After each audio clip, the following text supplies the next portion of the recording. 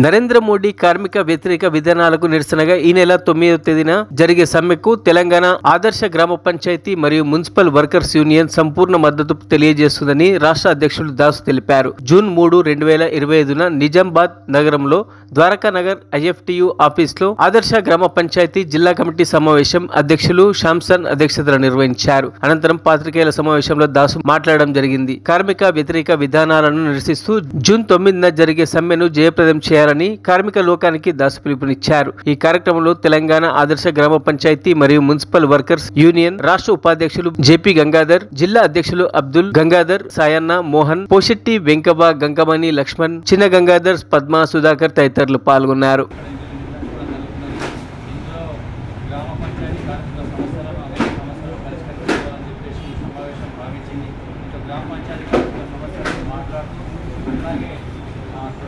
జరిగే సమ్మెను కూడా విజయవంతం చేయాలని చెప్పేసి మా సమావేశంలో నిర్ణయం తీసుకోవడం జరిగింది. కార్మిక సమస్యలు ఇప్పటికే చాలా ఉన్నాయి కాబట్టి ప్రభుత్వం దాన్ని నిర్లక్ష్యం చేస్తూ ఉన్నది. ఇప్పటికే గ్రామ పంచాయతీ వర్కర్స్ కార్మికులకు 3 నెలల జీతాలు ఇవ్వగా అనేక ఇబ్బందులు ఎదురవుతున్నారు. కాబట్టి ఇప్పటికైనా రాష్ట్ర ప్రభుత్వం నిర్ణయం చర్యలు తీసుకొని ఎప్పటికే ధనైనా ఇవ్వాలని చెప్పేసి కోరుతా ఉన్నాం.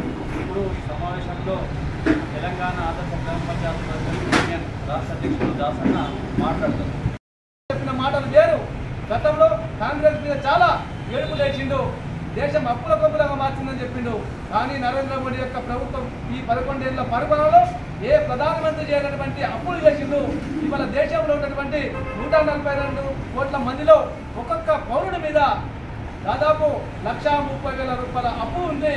మరి ఎందుకోసం ఈ విధంగా అప్పు తీసుకొచ్చి ఎవరి పొందలు పెట్టామని చెప్పి మేము ప్రశ్నిస్తూ ఉన్నాం. ఇక్కడ దేశంలో అంబానీ ఆధారాలేమో ప్రపంచ ధనవంతులు అవుతున్నారు, కార్మికులేమో నిరుపేదలు అయిపోతున్నారు, రైతులేమో భూమి పోతా ఉంది, ఉద్యోగాలు రావట్లేదు.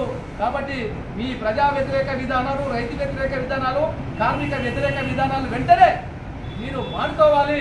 కార్మికులు పోరాడి సాధించుకునేటువంటి చట్టాలు అమలు చేసి ఈ దేశంలో ఉన్నటువంటి కార్మికులందరికీ ప్రొవిడెంట్ ఫండ్ చట్టము, ఈఎస్ఐ చట్టం అమలు చేయాలని చెప్పి ఈ సందర్భంగా డిమాండ్ చేస్తూ ఉన్నాం. మీ విధానాలు మారకపోతే ఈ దేశంలో ఉన్న దాదాపు 50 కోట్ల మంది కార్మికుల కోపాగ్నికి బలికాక తప్పని చెప్పి ఈ నరేంద్ర మోడీ ప్రభుత్వం హెచ్చరిస్తూ ఉన్నాం.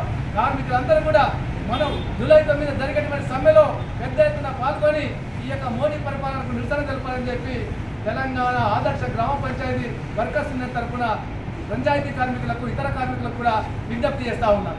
మరిన్ని అప్డేట్స్ కోసం మా ఛానల్ని సబ్స్క్రైబ్ చేయండి.